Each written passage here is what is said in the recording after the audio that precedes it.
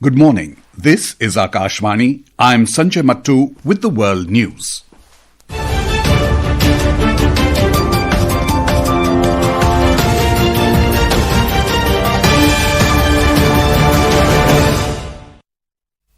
The headlines. Trump administration withdraws from multiple international organizations, including UN's Population Agency.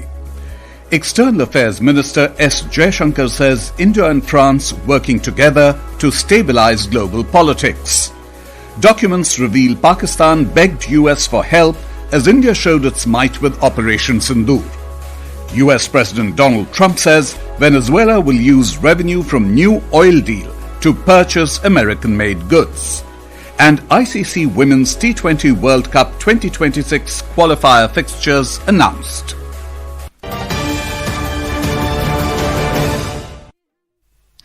US President Donald Trump has announced the withdrawal of the United States from dozens of international organizations, including the UN's Population Agency.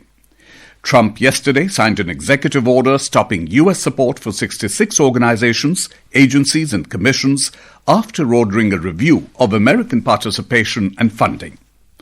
The State Department said in a statement that the administration believes these institutions are poorly managed, unnecessary, wasteful, or influenced by interests that do not align with US priorities and may threaten the country's sovereignty and prosperity. The decision comes as Trump's administration has taken several foreign policy actions, including capturing Venezuelan leader Nicolas Maduro and indicating an intention to take over Greenland. US President Donald Trump has said that the country's military budget for 2027 should be increased to $1.5 trillion, up from the current $1 trillion, after prolonged negotiations with senators, members of the Congress, secretaries, and other political representatives. In a social media post announcing the proposal, Trump said the increase would allow the US to build what he described as a dream military and ensure the nation's safety and security. He said the higher spending was made possible by increased revenue from tariffs, claiming the US now has the capacity not only to pay its debt, but also to produce an unparalleled military force. External Affairs Minister S. Jaishankar has said that India and France must work together to stabilize global politics as the world is witnessing a fractious geopolitical environment. He made the remarks during a meeting with his French counterpart Jean-Noël Barrot in Paris yesterday. Dr. Jaishankar stated that continuous conversation is an important part of nurturing the relationship. France is amongst our oldest strategic partner, the first in Europe. Our particular meeting takes place in the larger context of considerable global uncertainty. We must and we are making full use of the various mechanisms we have in different domains, a productive exchange of views on global and regional issues. The External Affairs Minister also noted that India is chairing the BRICS and France is helming the G7 this year, and even referred to both sides being part of the G20 grouping. The two ministers also focused on preparing the ground for French President Emmanuel Macron's visit to India next month to participate in the AI summit.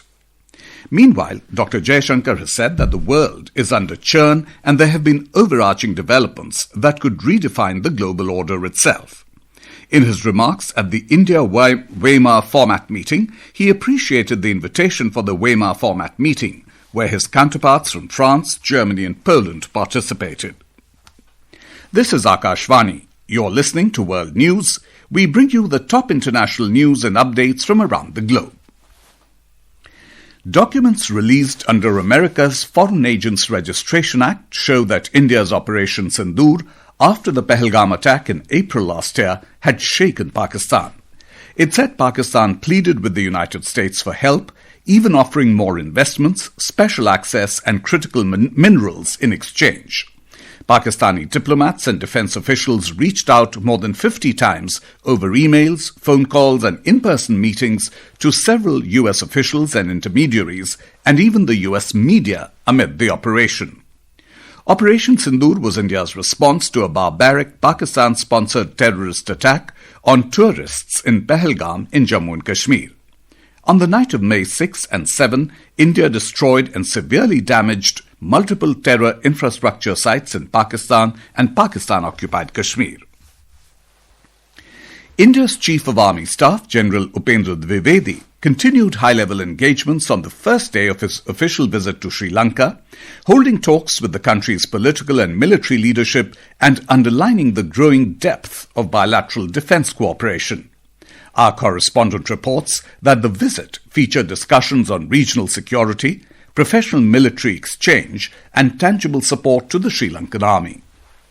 India's Chief of Army Staff General Upendra Dwivedi stressed the pivotal role of armed forces in nation building, calling for the integration of niche and emerging technologies into modern medical operations while speaking to the faculty and student officers at Sri Lanka's DSCSC. During his engagements in Colombo, the Indian Army Chief held discussions with Sri Lanka's Deputy Minister of Defence and the Defence Secretary, focusing on expanding defence cooperation, humanitarian assistance and disaster relief collaboration between the two countries as well as regional security. General Dwivedi also met the Army Commander and handed over military vehicles, ambulances and training simulators, reinforcing India-Sri Lanka defence partnership. For World News, Ahmed Moin Faruqi from Colombo.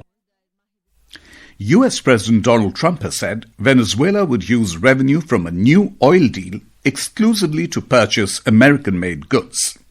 In a social media post, Trump said that the purchases would include American agri-products, medicines, medical devices and equipment to improve the electric grid and energy facilities, amongst other things.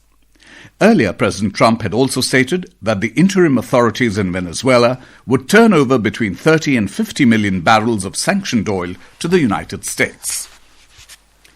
In the United States, local and state officials in Minnesota called for an end to the Trump administration's immigration crackdown after a federal officer shot and killed a 37-year-old woman in Minneapolis last night. More than 1,000 people later gathered at the scene to remember the woman and protest the shooting. President Donald Trump said on social media that the federal agents acted in self-defense. However, state and local leaders rejected the federal account, calling it misleading. In Nepal, Cabinet Minister Kulman Ghising has resigned from his post amid pressure from Prime Minister Sushila Karki on ministers aligned with political parties to quit their ministerial positions. Ghising, who served as Minister for Energy, Water Resources and Irrigation, Physical Infrastructure and Transport, and Urban Development, submitted his resignation to Prime Minister Karki yesterday after serving 115 days in office. Ghising is believed to be behind the formation of the Ujjalo Nepal Party, which later merged with the Rashtriya Swatantra Party on December 29. He is also expected to contest the parliamentary elections scheduled for March 5 this year. A pair of twin mountain gorillas has been born in the Eastern Democratic Republic of Congo in what it described as a major event for the endangered species. Community trackers who discovered 22-year-old Mafuko hugging her newborns today said the mother and her two baby sons all appeared to be well and healthy. Virunga, situated in a conflict-prone part of the Democratic Republic of Congo, is Africa's oldest and largest national park. The ICC Women's T20 World Cup 2026 qualifier fixtures have been announced. The 10 teams will compete for the last 4 spots in the tournament during the Global Qualifier Tournament scheduled in Nepal from 14th January to the 1st of February. The matches will be held in Kathmandu across 2 venues. Starting 14th of this month, a total of 10 warm-up matches have been scheduled. And now, before we close, here are the highlights of the bulletin. Trump administration withdraws from multiple international organizations, including UN's Population Agency.